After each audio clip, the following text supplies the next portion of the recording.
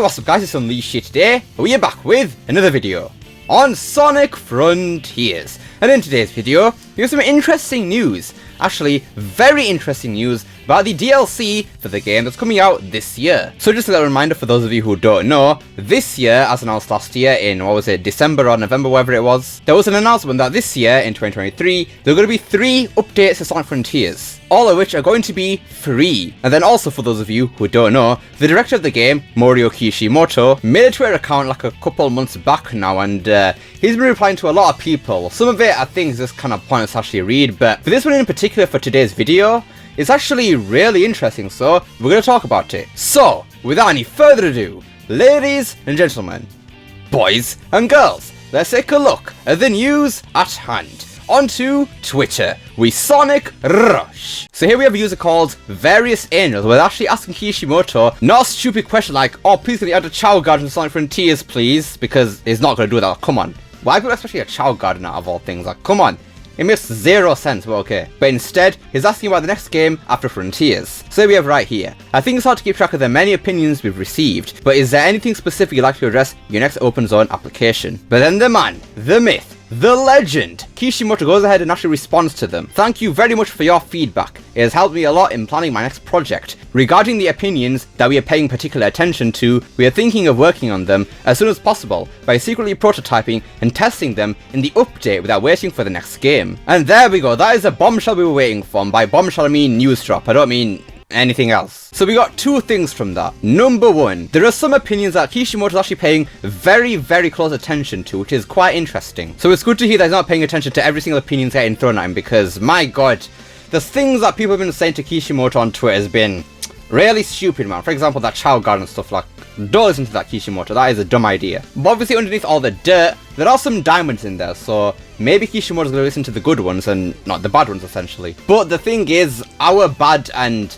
Kishimoto's bad might be completely opposite, you never know, but it's good to see that Kishimoto is actually listening to some opinions, but not all of them. That is good. But the more interesting of these things is that the things that he's actually listening to, he's going to be implementing them into the next updates that are coming this year. And I personally think that's a brilliant idea. I mean, to start off, Kishimoto's been showing that he's listening to feedback quite a lot, so even if the things that are going to be prototyped in this update aren't really all that great or push their full potential, we can give Kishimoto even more feedback to improve that even further. For example, a lot of people have been asking Kishimoto for some momentum in the next open zone game. So let's say, hypothetically, that's one of the things that Kishimoto's actually been paying attention to. If he implements that into the updates for this game that's coming this year, and say it's a bit too much momentum where you go flying off the map or anything like that, then we can give some feedback to Kishimoto and say that, you know what, Kishimoto, this is good, but it can be tweaked just a tiny bit for the next game, so yeah. That way, we can actually have it changed before it actually gets into the next game. Because if it's in the next game already, then we can't really change much with feedback because, yeah, it's going to be hard to change a core element with the game at that point. So by prototyping these things into these updates for Frontiers, we can get a lot more feedback for them, which is honestly brilliant. Speaking of the updates that are coming this year though, I think we might as well look back on that content map and then try to figure out what can actually be implemented in there. So let's start off with update 1 right here. First of all, we got a jukebox. I don't see what they could prototype with the jukebox, to be honest with you. So we'll skip out on the jukebox for now, but next up we have the photo mode, and yeah, once again, not really much you can take into feedback with that. It's basically just a photo mode.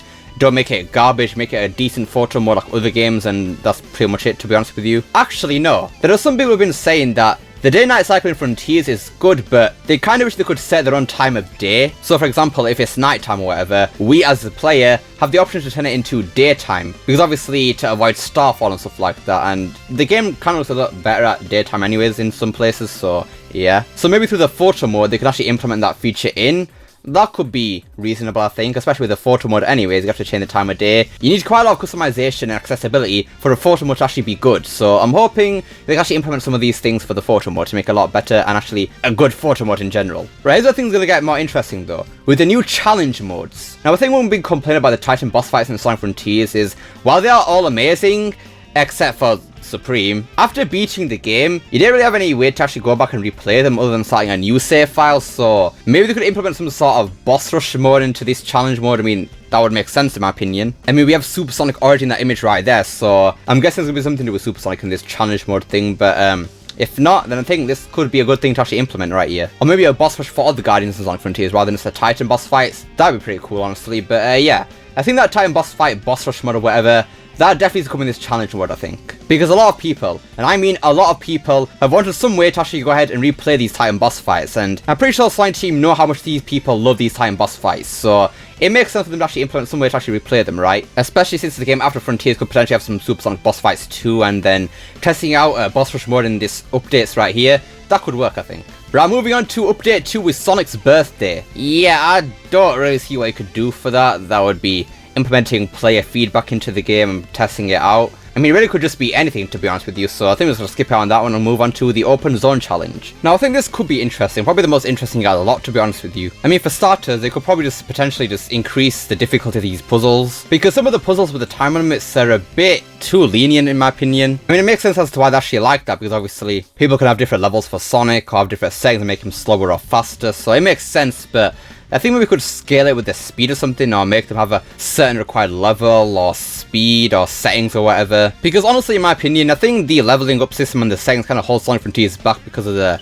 different scaling with all the puzzles and everything like that, and the difficulty with the combat. So if they implement some way to have all the puzzles be difficult or something like that, then that could be pretty interesting, I think. Right, next up is the new Coco, and not much you can do with this, to be honest with you. I don't see how they could implement any prototype feedback, but yeah, I guess just have some more designs, though I don't know how you prototype that from the next game into this. So anyways, moving on to update 3. Now this could be one of the most interesting things about this entire update in terms of implementing some player feedback in there. I mean, to begin with, changing that ending, like instead of having Sonic be resurrected immediately by his friends, have like an end of the world sort of thing where you play as all 3 of these characters on Uranus Island, get them to revive Sonic somehow, and then have like a different final boss, have Supreme be harder, change the end and everything like that. But in terms of prototyping the next game's features into this, maybe with the characters' movesets or something like that, like maybe in Frontiers 2, wherever it's going to be, they're going to have multiple playable characters, so they're going to use this update 3 to actually test them out, see what people like and don't like about it. That's just an idea for me, probably a likely one, to be honest with you, because I definitely think it's going to take some work to actually get these characters to fit well into the gameplay, especially having these characters alongside Frontiers Sonic with the combat and the parkour and everything like that. So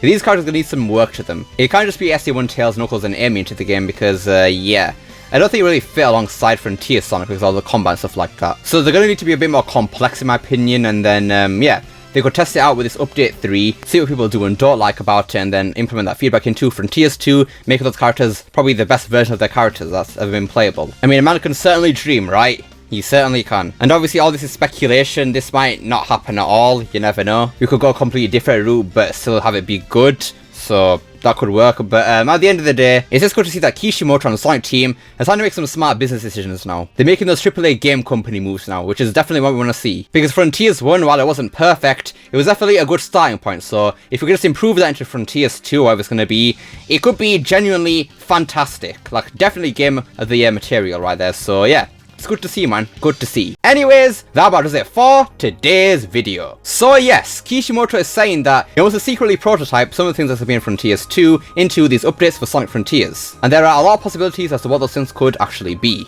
But what do you guys think of this news? Are you even more hyped for these Frontiers updates? Let me know down below. Love to see what you guys have to say. I hope you enjoyed this video. Don't forget to like, share, subscribe, especially that last one.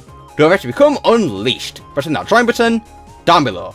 And remember, it's not necessary. And I'll see you all next time. Peace!